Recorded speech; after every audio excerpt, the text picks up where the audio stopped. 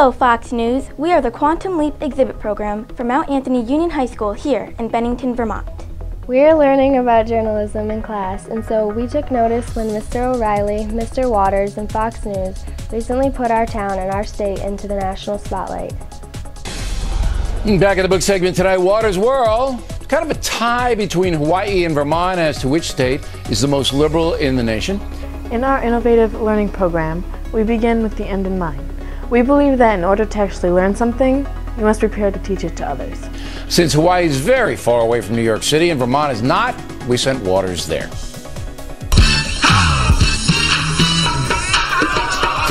And since you cited us in your news story about overwhelming liberal bias in Vermont, we'd like to cite you in our news story as we educate others about the ethics of journalism. Included in the preamble of the Code of Ethics for the Society of Professional Journalists, the duty of the journalist is to seek out the truth, providing a fair and comprehensive account of events and issues. Professional integrity is the cornerstone of journalism. Remember this because we'll be revisiting it at the conclusion of this lesson.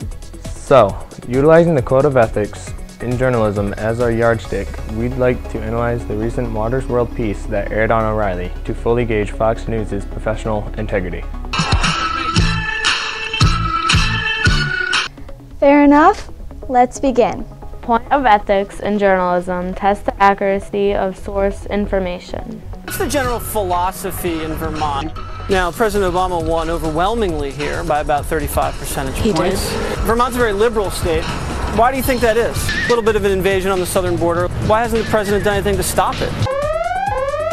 To underscore your assertion that Vermont is made up of nothing more than mindless liberals, you visited one and only one town in southern Vermont, our town of Bennington. In your final edit, you featured just 6 interviewed sources, all aged 17 through 24. Question: have you ever heard of the phrase accurate demographic representation? According to the most recent census, the 17 through 24 age group represents about 20% of Vermont's total population. Oh, and one of your interview subjects representing 17% of your entire sample was a minor and not even of voting age. This can only mean that by Fox News journalistic standards, 6 young people in one single township represent the mindset and experience of nearly 500,000 more mature Vermonters. A statistical and ethical failure, to be sure. Point of ethics: avoid stereotyping. Yeah, and pot's legal there. Right. You know, gay marriage, there's high taxes, everything. Ski bums. I don't think Vermont has legalized pot. Decriminalized. Decriminalized. Right. Fox News, a fountain of stereotyping without a single shred of supporting data. This is not journalism, Fox News, but more on the order of a character assassination. Point of ethics: avoid distorting perception with extraneous inserts, special effects, and graphics. You think America caused 9/11? Oh, it's possible. What the hell is the world coming to? How would you fight the war on terror? Let's be friends. Let's work together. You want to be friends with Al Qaeda? I want the entire world to know that we're all connected. Are you related to Howard Dean? I don't think so. Clearly, these unrelated inserts were carefully planned to help persuade the viewing audience to your point of view. Is this objective reporting? How about no? Hold it, are we doing the same thing with our code violation graphic and buzzer? Not really, because it's related to the subject matter at hand. And about your ticking clock graphic?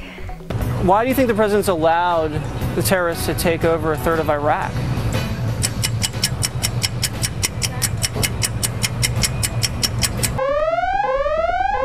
Fair reporting, Fox News? How about no? Rank manipulation? How about yes? Point of ethics: remain objective. Do not force your personal values and ideas. Now, President Obama won overwhelmingly here by about 35 percentage points. You guys want to apologize? No.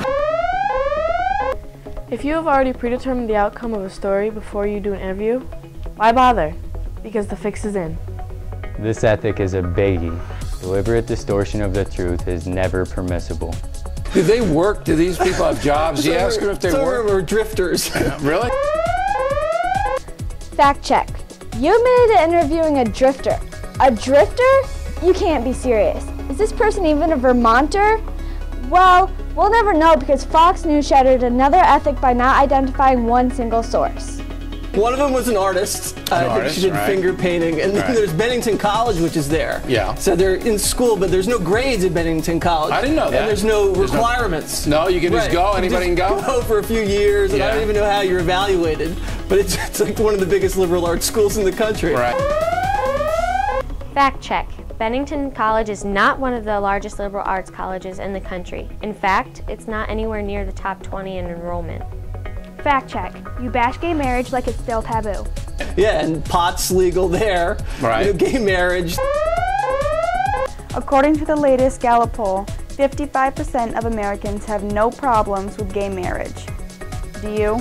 There's high taxes, everything. Ski bums. Fact check. Ski bums?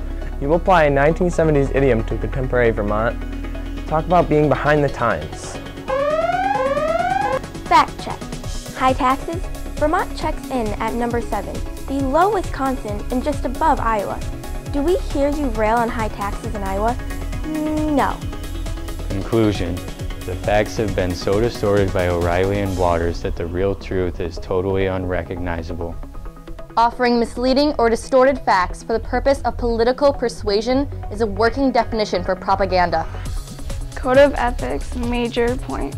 Minimize harm, show compassion, especially to young and inexperienced sources.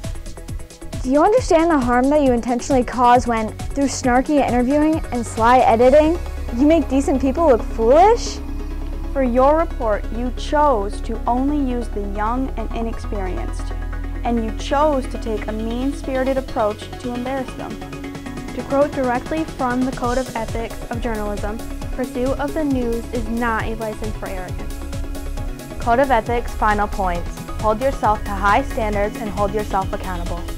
Seriously, we counted so many Code of Ethics violations in this one 5-minute piece that we lost count.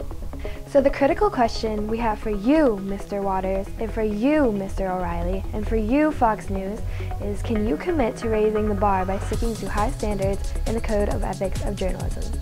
Based on your never-ending string of violations of the Code of Ethics of Journalism, it's plainly apparent you set out for Vermont fully knowing, well in advance, the outcome of your story.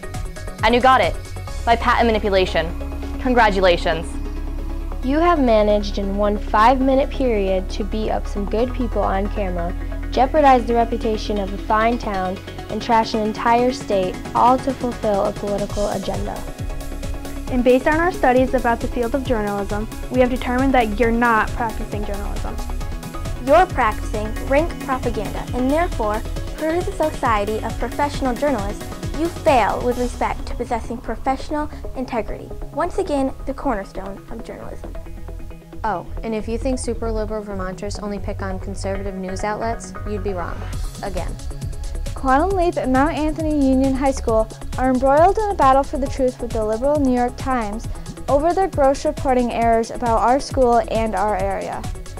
By watching Fox News, we have learned buckets about journalism, what to do, and more importantly, what never to do. It is our hope that Fox News can learn the very same from watching us.